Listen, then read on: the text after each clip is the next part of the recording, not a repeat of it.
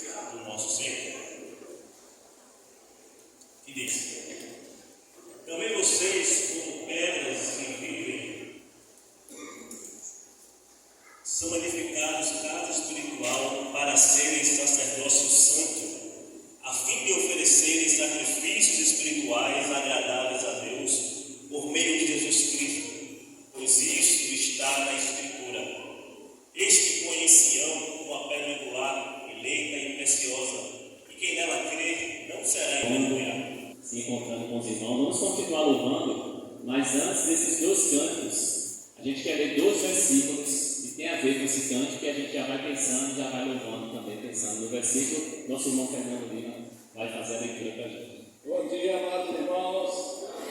Senhor, que eu afastasse de mim o espinho.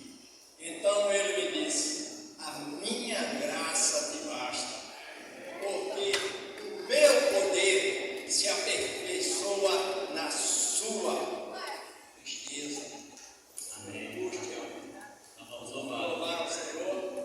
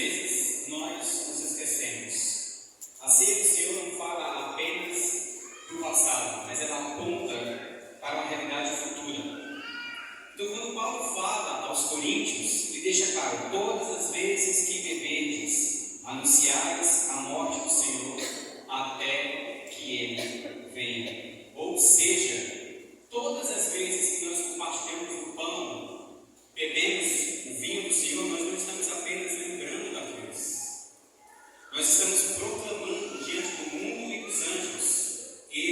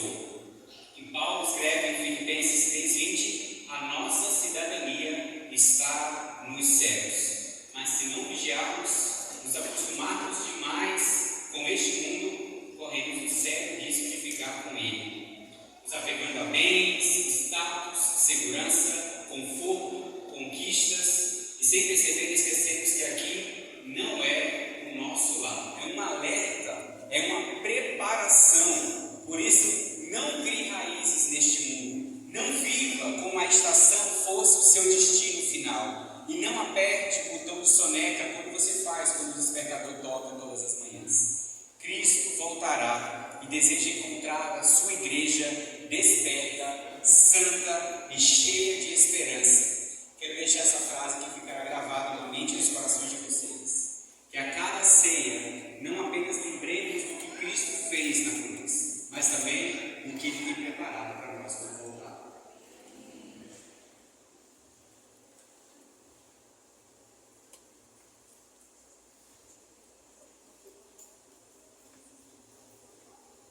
Os irmãos vão passar os utensílios enquanto os irmãos estão cantando.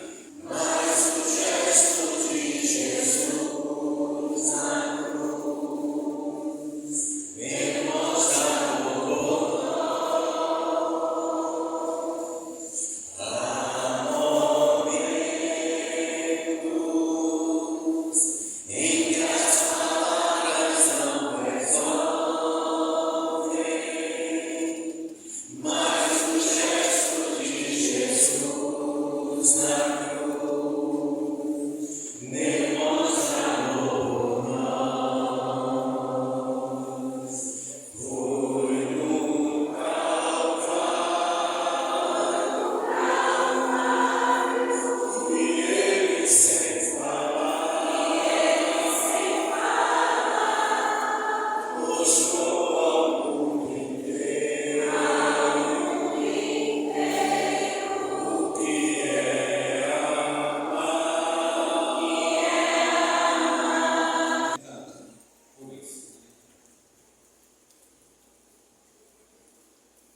Mais alguém? Levanta a mão bem alto se você não recebeu.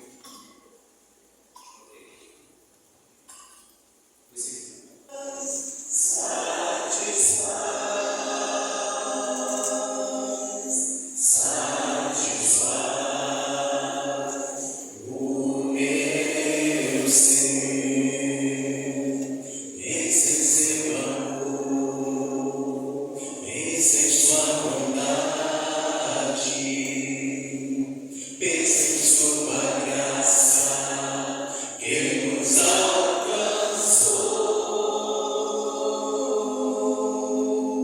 tão sublime como o céu, assim é grande amor nosso.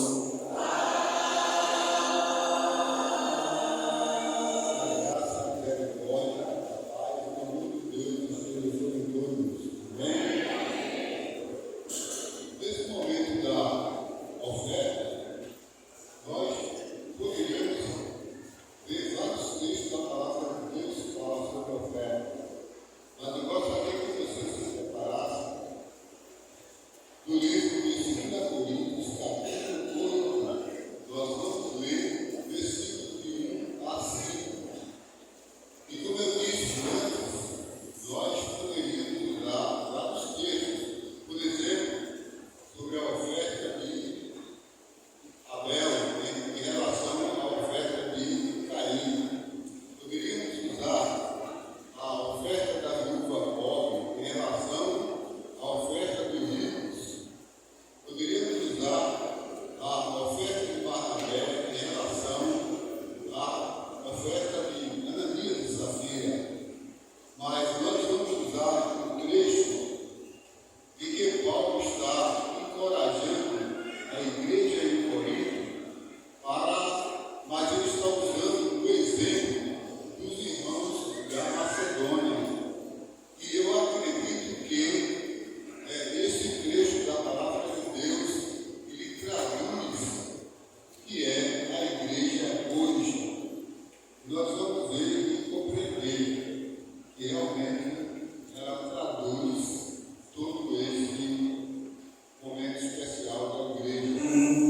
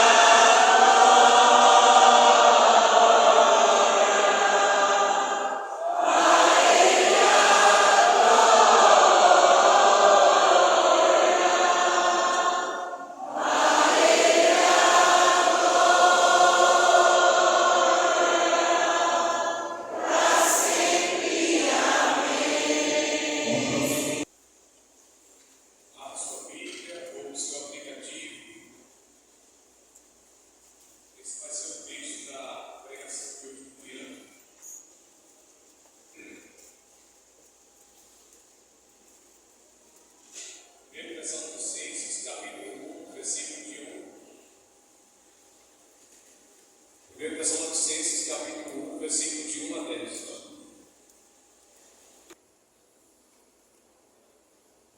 Graça e paz, igreja. Vamos fazer uma oração pela mensagem que me irá seguir. Oremos.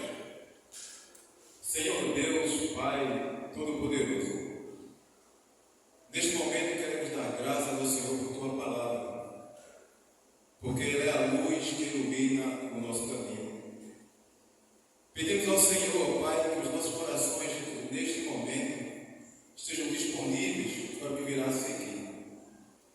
Sabemos que a Tua instrução, ó Pai, ela é santa e nos conduz à esperança verdadeira, a qual o Senhor nos dá através de Jesus Cristo. Que possamos esvaziar o nosso coração de tudo aquilo que possa impedir o que será tratado a seguir. Nos dá um coração puro, Senhor Deus, e desejoso de estar sempre em Tua presença. Que o Senhor abençoe ao nosso irmão que vai vir aqui e nos conduzir pelos caminhos santos que a Tua palavra nos indica. E que tudo seja feito para a honra e a glória do Teu nome. Em Cristo nós oramos. Amém.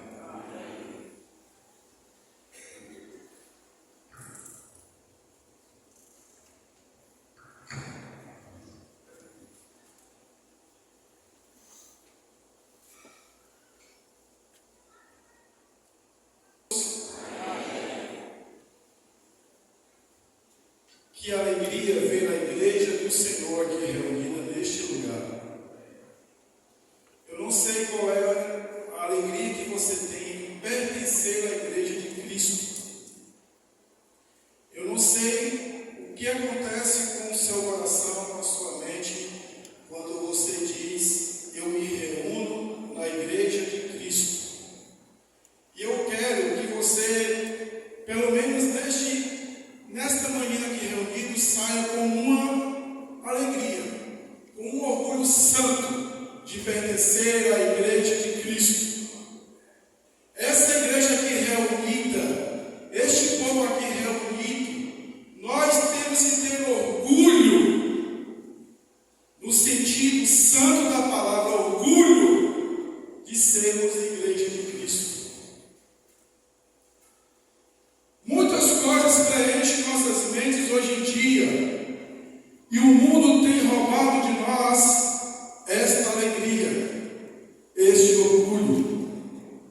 O texto inicial de hoje, que nosso irmão Kaique leu, fala sobre uma grande verdade, que nós somos sacerdócio de Deus, que nós somos geração eleita do Senhor, mas acima de tudo, que nós somos um povo de propriedade exclusiva de Deus. E no versículo 10, no mesmo texto que ele leu ali em 1 Pedro capítulo 2, ele vai dizer que antes nem povo nós éramos. Então que entre em nossos corações e nossas mentes, sem Cristo Jesus, nem povo nós somos. E em Cristo Jesus, nós somos transformados em povo de propriedade exclusiva de Deus. Por isso, quando alguém perguntar a você, quem você é? Quem você representa? A quem você apresenta? Qual deve ser a sua resposta? Quando nós tivermos que falar para alguém quem nós somos, de onde viemos, para onde vamos, devemos pensar na pessoa de Jesus Cristo, aquele que é o nosso Senhor e Salvador. É Ele que nos identifica, é Ele que nos mostra para o mundo quem nós somos. Irmãos, isso é tão importante, esse direcionamento e essa certeza, porque nós vivemos em um mundo que tenta a cada dia ensinar como nós devemos andar no mundo que nós estamos.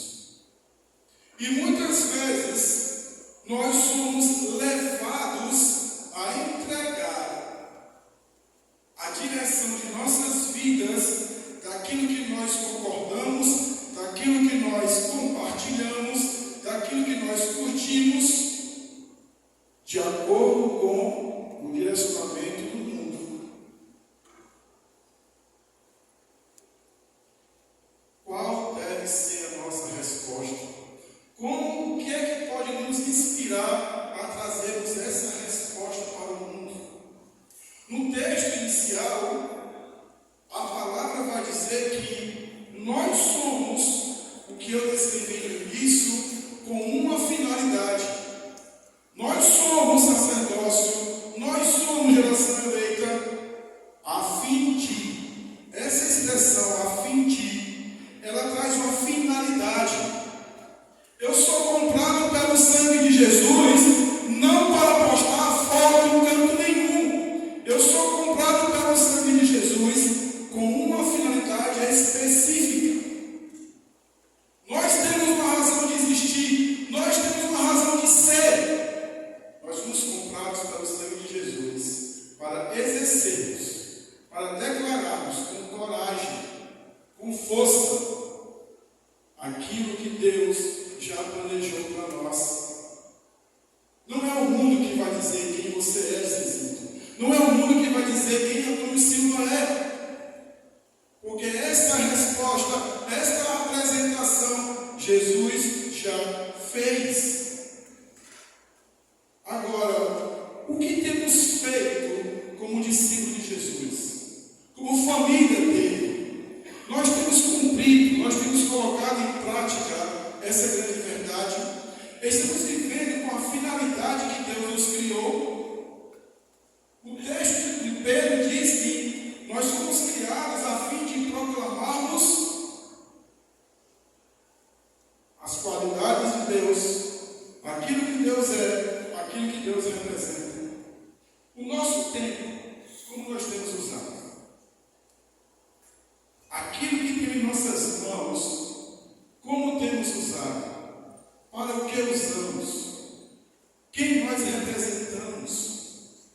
Quando eu olho para esse auditório lotado, irmãos, tantos abraços recebemos hoje, tantas mãos apertamos hoje, e nós estamos aqui, aqueles que já estão em Cristo Jesus, estamos aqui porque alguém cumpriu a sua finalidade. Você é salvo em Cristo Jesus porque uma pessoa disse aquilo que o apóstolo Pedro escreveu, que eu sou nação santa, a fim de proclamar as boas novas de Jesus, eu vou proclamar para Alberto, e Alberto vai ser um filho de Deus.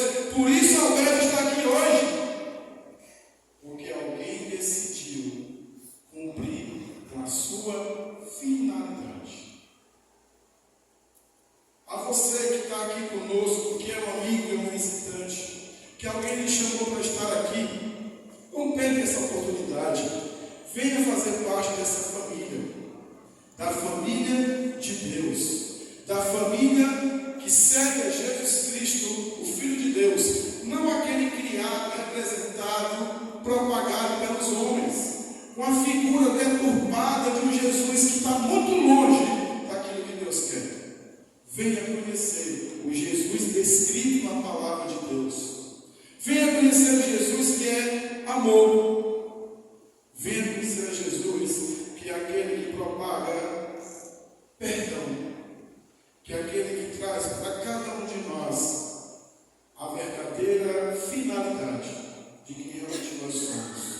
O a fim de nos traz o que somos, e o que somos nos leva ao que faremos. E essa ideia interligada, ela é vivida desde quando Cristo trouxe as boas novas. Quando Jesus falava aos seus discípulos, ele sempre colocava algo prático. Por isso, ser cristão, que é o termo que nós usamos, tem tudo a ver com a nossa prática. Quando eu falo que eu sou cristão, quer dizer que eu estou vivendo a vida de Jesus. Não é mais a minha vida. Nós não devemos nos amedrontar diante do mundo, diante da sua ideia de querer nos empurrar como devemos viver o nosso cristianismo. Nós devemos nos atentar, acordar nós somos um modelo para apresentar para o mundo. Tenha coragem, irmão.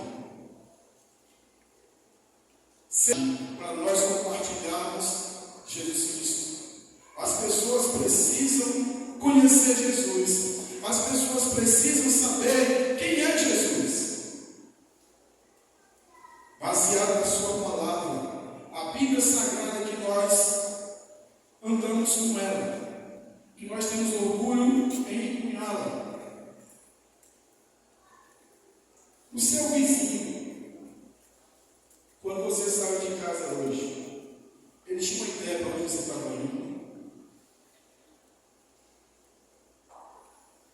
Quando você vai para os cultos dominicais, quando você vai para alguma reunião da igreja, o seu vizinho, ele tem alguma ideia para onde você está indo? Eu quero chamar, irmãos, todos nós, a vivermos uma coisa bem prática, bem básica. Eu quero chamar, eu quero fazer um desafio, eu quero fazer um convite a que nós voltemos a ser a igreja que anda com a Bíblia impressa nas mãos. Este livro impresso, ele funciona como um cartão de visita. Ele funciona como um crachá. Os aplicativos são muito bons, são muito úteis. Podemos usar em casa. Mas quando o seu vizinho vê você com isso aqui na mão, pelo menos ele tem a ideia de que você está indo para alguma reunião que vai usar esse livro impresso. São pequenos detalhes que podem parecer para nós como algo que realmente não tem tanta força, mas no final tem muita força. E como nós somos chamados com uma finalidade de proclamar as boas novas de Deus, o texto que Bill leu sobre a igreja de Tessalônica é um exemplo que nós vamos analisar como aquela igreja desempenhou esse papel, como aquela igreja entendeu a sua finalidade, como aquela igreja pegou aquilo que foi ensinado a ela e decidiu viver de forma prática. O apóstolo Paulo, no texto lá de Atos 17, diz que ele passou 3 sábados em Tessalônica. Ele estava vindo fugido da cidade de Filipe, onde ele foi preso. Ele foi convidado a se retirar daquela cidade. E ele foi caminhando em alguma cidade até chegar em Tessalônica. E ele passou 3 sábados indo na casa de oração dos judeus, das sinagogas. E lá ele confrontava. E o texto de Atos diz que muitos judeus piedosos se converteram ao Senhor e alguns credos. É esse o contexto, é esta a igreja de Tessalônica. É este o povo que o apóstolo Paulo traz para nós quando ele lê, quando ele traz, quando ele saúda a igreja de Tessalônica, como Bill leu no versículo 1 ao versículo 10, onde tinha uma grande perseguição, onde Paulo ele é expulso e alguns são presos e depois soltos sob fiança. Eles continuavam sendo fiéis. E agora Paulo está elogiando essa igreja da abnegação do vosso amor. O amor deles pelos seus irmãos, o amor deles uns com os outros, estavam praticando aquilo que Cristo disse: vós sois meus amigos, se praticardes as minhas palavras, e vós, quando amardes uns aos outros, irão declarar para as pessoas que vocês pertencem a mim. O amor que nos une, é aquilo que nos apresenta para o mundo. Quando as pessoas veem a nossa comunhão, quando as pessoas veem a nossa ligação, quando as pessoas veem o cuidado que nós temos uns com os outros, as pessoas percebem que nós pertencemos a Jesus Cristo. E Paulo vai continuar dizendo, e eles estão reproduzindo simplesmente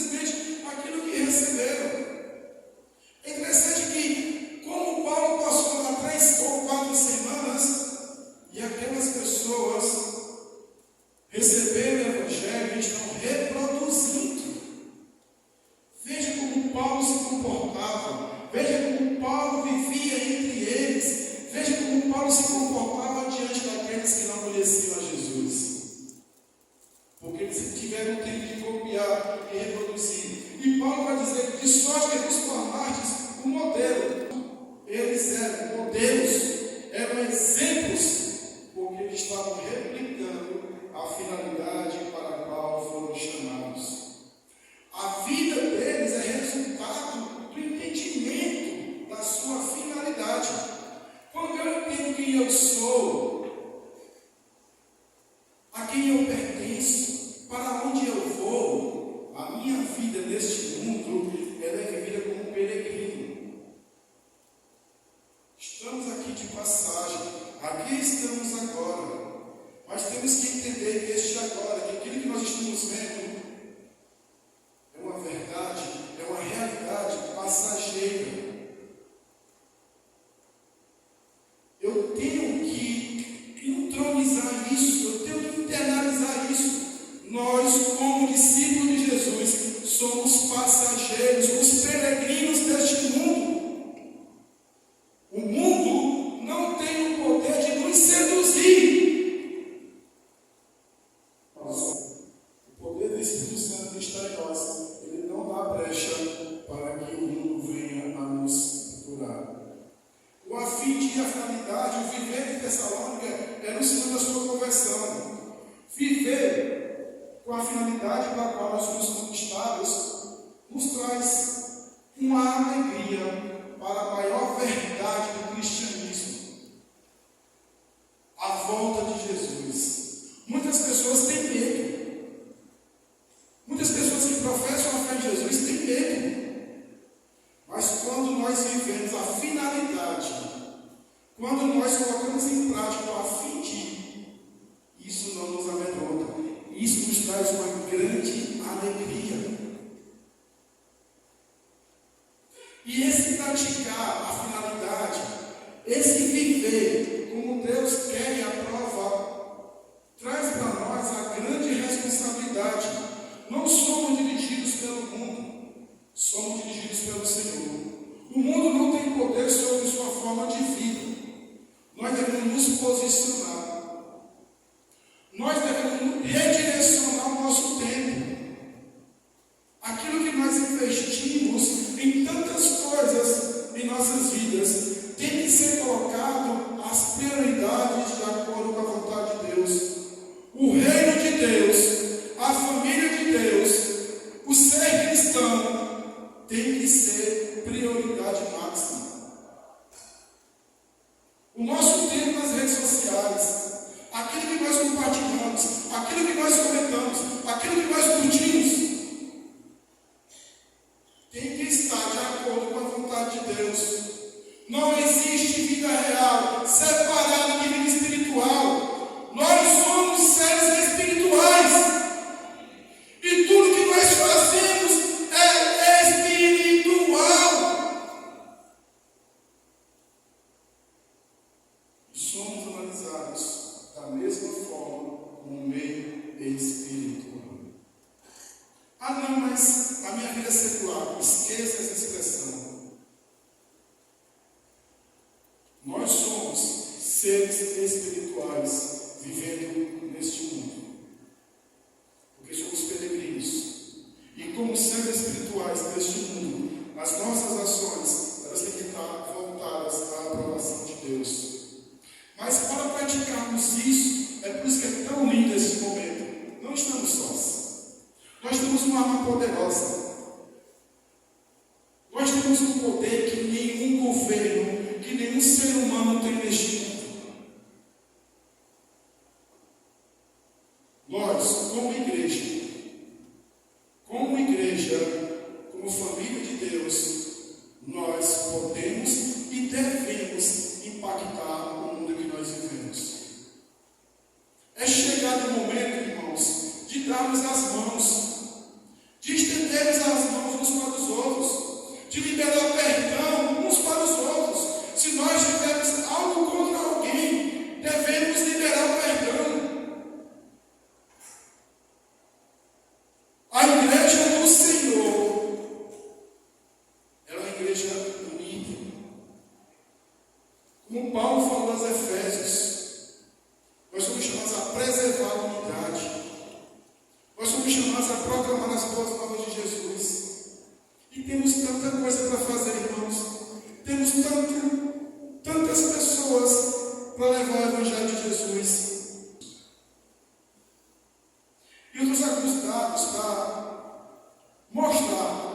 da SEAD que nós temos aqui em Pernambuco. De acordo com o último censo, nós temos em Pernambuco 9 milhões de pessoas. Desses 9 milhões, 26% se declaram evangélicos. 7 milhões não são. E no censo tem crescido as pessoas que dizem que não têm religião. Em Pernambuco, 800 mil pessoas dizem que não têm religião. Na cidade de Recife, de 1 milhão e 400 mil pessoas, 27% dizem-se evangélicos. 1 milhão não é. E 200 mil pessoas não têm religião. Será que temos pouco trabalho a fazer? Temos muito trabalho a fazer. Mas não vamos fazer só. Estenda a mão. Aqui tem várias congregações. Veja o termo que nós usamos. São congregações que pertencem à mesma igreja. É a Igreja de Cristo. A igreja do bairro A, ela não é concorrente da igreja do bairro B. Nós somos a mesma igreja. E nós temos irmãos e devemos, por causa da finalidade pela qual nós fomos conquistados em Cristo, de fazermos coisas juntos. Mãos dadas na comunhão. Podemos visitar irmãos de outras congregações, participar de momentos de comunhão em outras congregações. Tem grupo de adolescente, tem grupo de jovens, de homens, de mulheres, tem a boa idade. Nós temos N oportunidades de estarmos juntos. Mãos dadas com a edificação. Conversei com o Rez recentemente de nós criarmos um grupo com todas as congregações. E o nosso sonho é unificar as nossas agendas. Que nós possamos chegar ao momento de termos um calendário único, integrado, para que a edificação seja compartilhada. Nós podemos ter mãos dadas no evangelismo. Irmãos, bairros como a Vaza tem 65 mil pessoas. Boa Viagem tem 60 mil pessoas. A Boa Vista, mesmo do bairro comercial, tem 40 mil pessoas.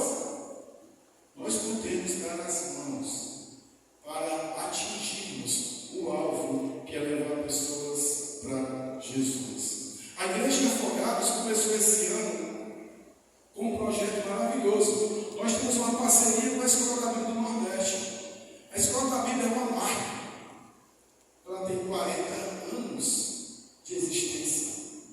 E nós podemos, nessa parceria, compartilhar e aplicar os cursos e divulgarmos o trabalho daquela congregação através desses cursos. Nossa missão está relacionada com nossa natureza. Nossa razão de existir, como alcançar de nossa alma pelo sacrifício de Jesus. Nós somos para a ação. Nós somos criados com essa finalidade. Logo vou falar de Jesus. Nascemos em Cristo para vivermos por Cristo. Somos o outdoor de Deus. Nós somos a forma mais direta que alguém pode sentir o amor de Deus palpável. Quando você fala de que Deus ama alguém, Ele vai usar a sua mente para muitas coisas. Mas quando ela sente que você a ama, que você a ama como Deus ama, ela vai dizer: agora eu entendo que o amor de Deus existe. Eu vejo em cada um de nós aqui, eu vejo na igreja aqui reunida, que o exemplo de Tessalônica chegou a nós, e nós temos reproduzido, e podemos reproduzir cada vez mais. Não somos guiados pelo mundo, não somos direcionados pelo príncipe deste mundo. Nós agimos como realmente somos e devemos agir todos os dias. Nós somos nação santa, povo de propriedade exclusiva de Deus. Nós é que somos os direcionadores de uma vida saudável para este mundo caído. É com base na palavra de Deus que temos o direcionamento que o mundo precisa. O mundo está correndo cada vez mais rápido para o precipício. E a corda da salvação nós temos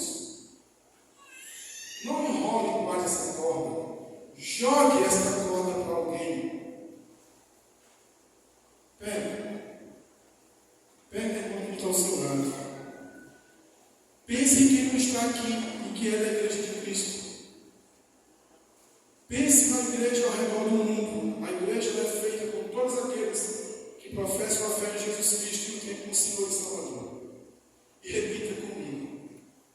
Somos a família de Deus, cumprindo a missão que Ele planejou. Que Deus nos abençoe. O meu mestre Jesus, Jerusalém, vou descansar nas margens do